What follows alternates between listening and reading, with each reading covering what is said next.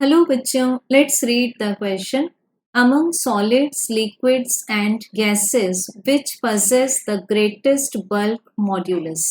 So बच्चों यहाँ हमारे पास सबसे पहले की concept आएगा that what is the meaning of bulk modulus? Generally, it is denoted by B and इसका expression लिखते हैं हम this is the ratio of volume stress to the volume strain.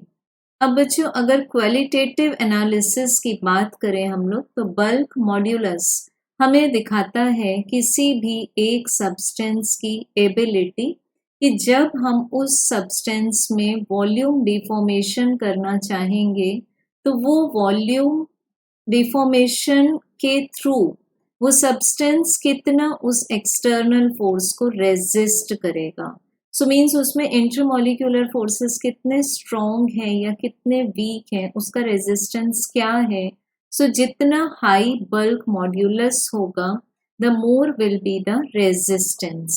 So for greater bulk modulus अगर हम चाहते हैं कि हमें ग्रेटेस्ट बल्क मॉड्यूलस मिले सो इसके लिए जो वॉल्यूम स्ट्रेन है जो कि डिनोमिनेटर में अपीयर हो रहा है दिस शुड बी लीस्ट। तो अब अगर हम बात करें तीन मैटर ऑफ सब्सटेंसेस की, solids, liquids and gases.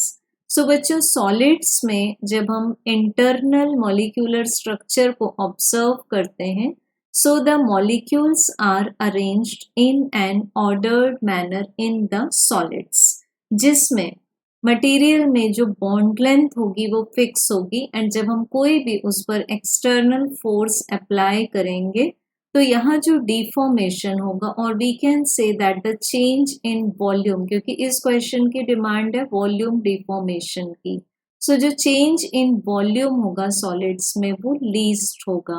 But liquids and gases come under the category of fluids.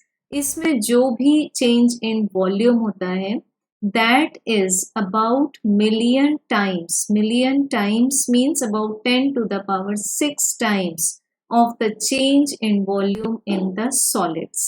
So we can say that volume strain is least in solids, hence our answer will be option number 1. Thank you.